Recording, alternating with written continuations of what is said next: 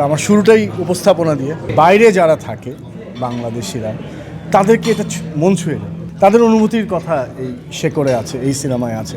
Cinema নিয়ে একটু ব্যস্ততা আছে, সামনেও কিছু কাজ আছে। একটা চরকির একটা শর্ট ফিল্ম শেষ করলাম মাত্র, সামনেও কিছু কাজ আছে। তো এর মাঝে তো এই যে সিজেপি অ্যাওয়ার্ড হোস্টিং, এইটাই আমার কাছে অনেক এক্সাইটিং একটা ব্যাপার, কারণ আমি আমার শুরুটাই উপস্থাপনা দিয়ে।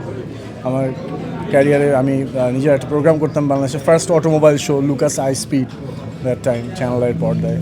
তো তারপর অনেক বছর আমার উপস্থাপনা অফ ছিল, সো এখন আবার শুরু হলো। আমি যখন যেটা করি খুব ফোকাস ওয়েতে কাজ করি। So when I shifted into acting as an actor, then I was just doing my acting. So আমার কাছে মনে হচ্ছে যে যদি আমি একই সাথে সবগুলো শাখায় কাজ করি তাহলে অন্য মানুষগুলো তো ওই শাখায় কাজ করার সুযোগ পাচ্ছে না। সো আই থিঙ্ক যে আরেকজন উপস্থাপনা করা উচিত, আমার শুধু অ্যাক্টিংটা করা উচিত। তো এখন যদি একটু ব্রেক আছে, তোমার এই সময়টা আমি স্ট্রিম করি। ভালোবাসা দিবস মানেই সবার কাছে একটা প্রশ্ন থাকে যে ভ্যালেন্টাইন ডে স্পেশাল কোনো কাজ করব কি না। একটা কাজ করার কথা আছে, ইতিমধ্যে একটা শ্যুট হয়ে গেছে। সো হয়তো একটা দুটো কাজ আসবে ভ্যালেন্টাইন স্পেশালি। আমার ভ্যালেন্টাইন তো সবসময় খুশি, আলহামদুলিল্লাহ। So she is happy as well.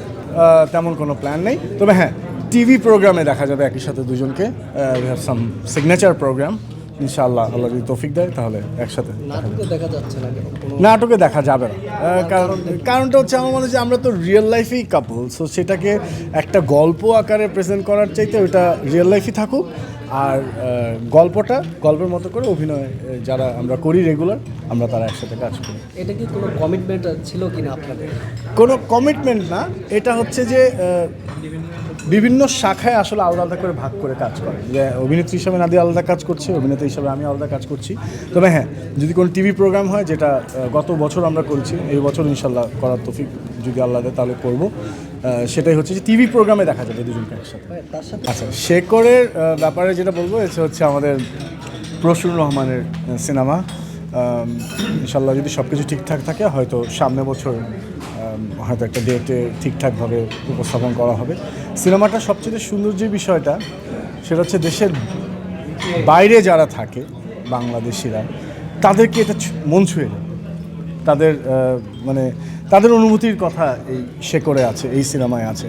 তো আমি আশাবাদী যে যারাই শেকড় সিনেমাটা দেখবে তারা খানিকক্ষণের জন্য হলেও একটু নস্টালজিক হয়ে যাবে।